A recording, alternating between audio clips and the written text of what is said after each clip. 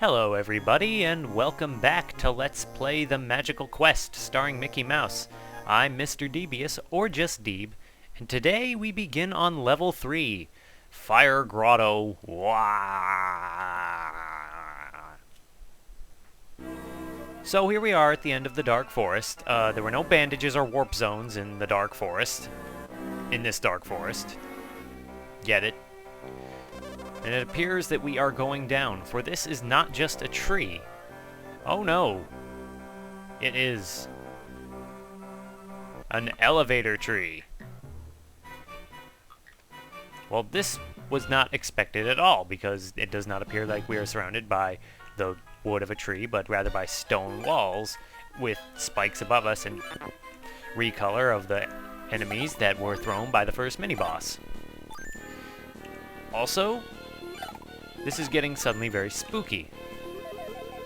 Whereas the first world was very mystical, and the second level in the Dark Forest was kind of a little eerie, but, you know, more mystical than anything, this is genuinely starting to get a little creepy.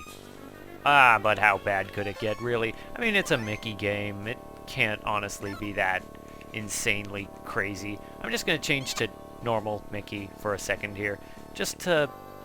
well, there are blocks in the way. Do you remember at the beginning of the game, these blocks were scattered throughout the world by the wizard for us to help us on our way.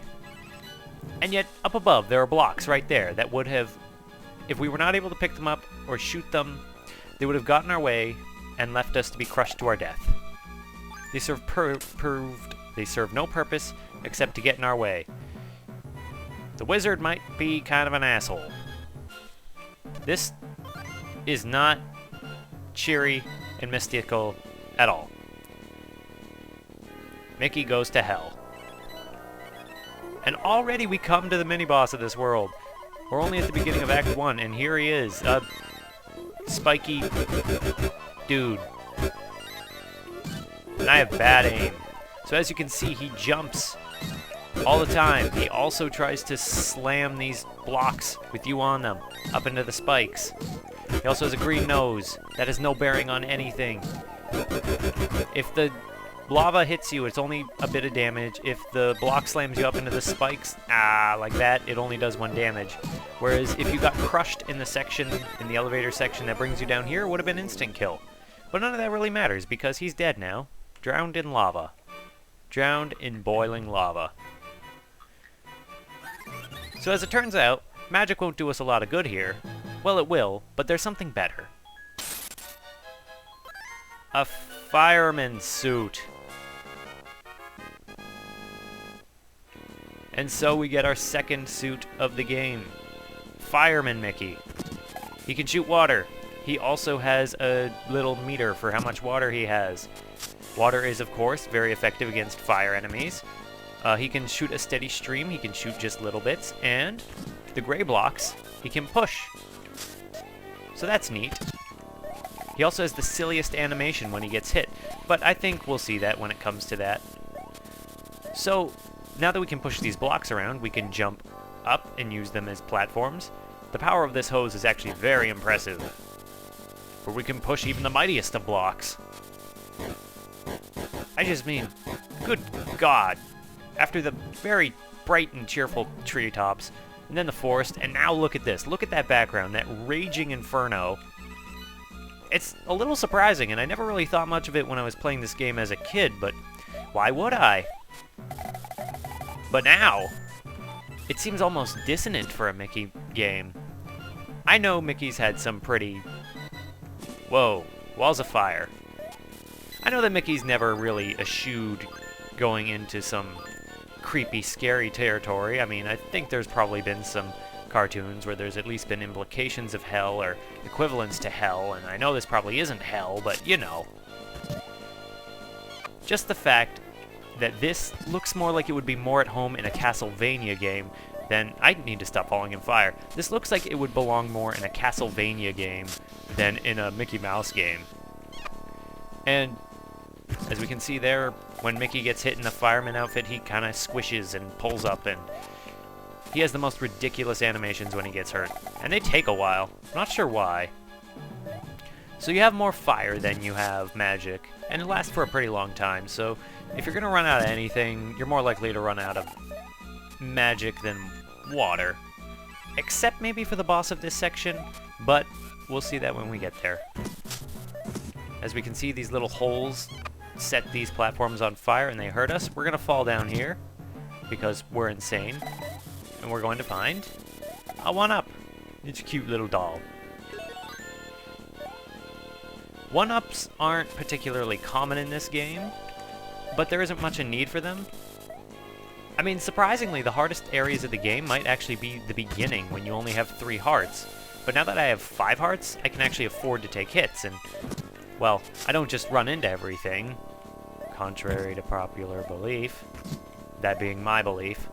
I don't think anybody watches my stuff enough for there to be popular belief like that. But anywho, I really like this section of the game just because,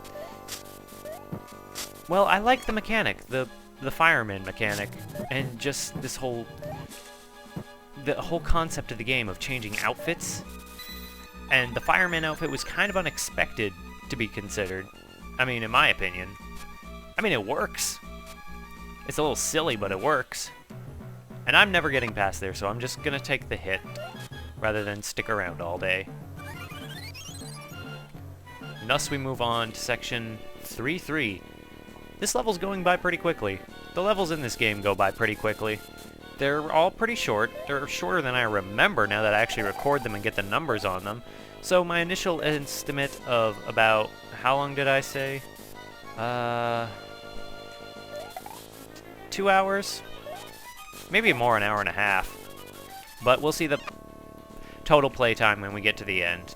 I mean, we won't. I will in the recording, but I'm gonna guess about an hour and a half. Because the last level is pretty long. We're gonna get down there because stubborn. Even though, you know, we get hurt.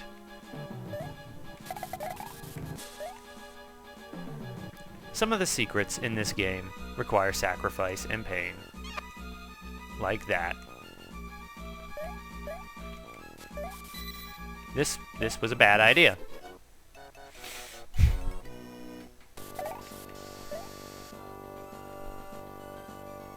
Now that we finally get in here, we get some coins, which may not actually be worth all the effort it takes to get them, but you know.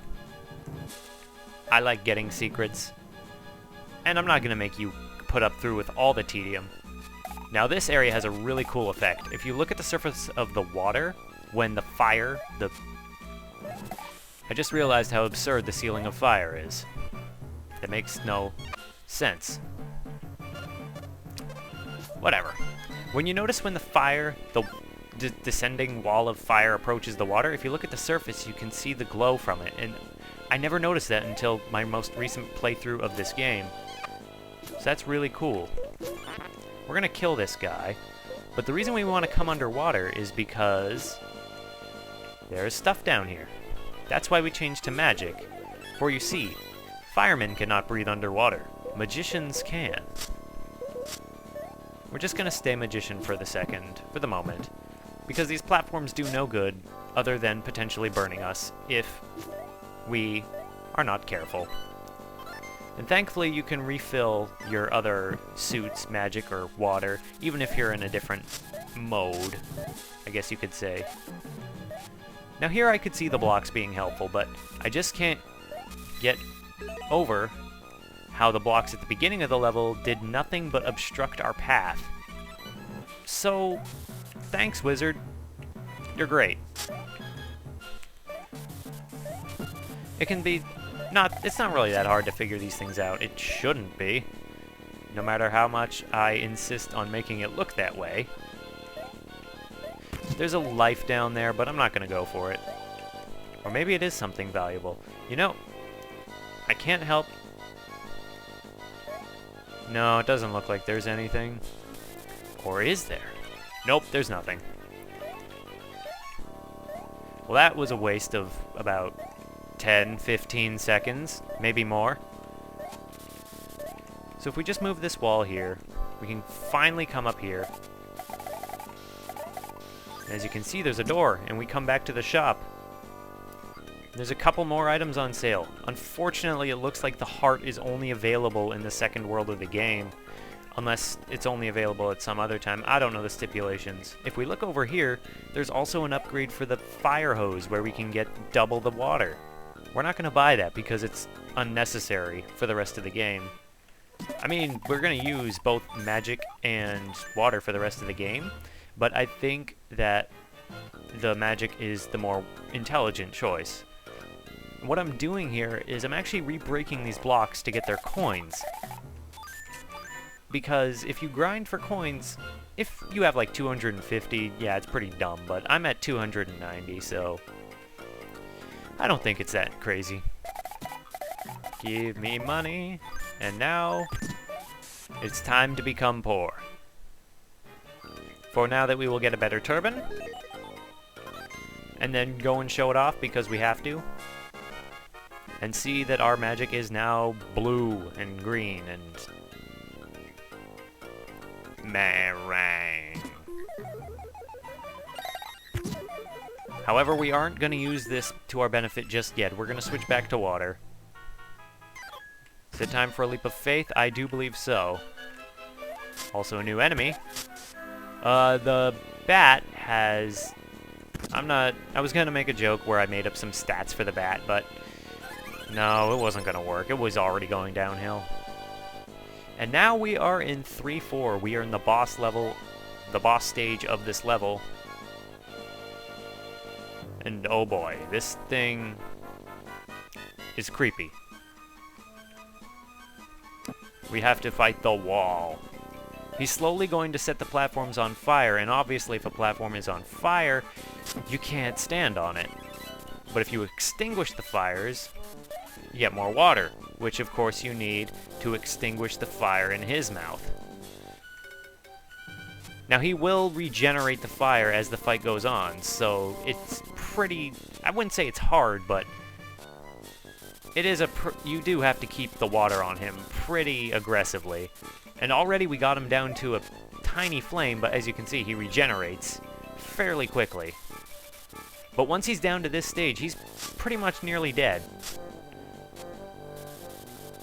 Of course, it's probably more imperative to jump back to other platforms. But there we go, we got the Pete Spirit out of the wall of that thing. And we've saved Fire Grotto.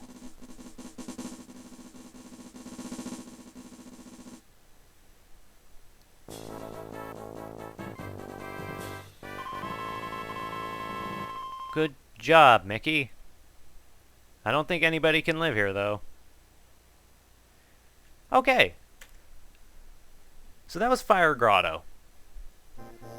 In the next episode, we're going to be moving on to level 4. We're going to climb over that mountain and go into that crazy amount of snow. So, in the next episode, we'll be tackling level 4, Pete's Peak. See you guys then.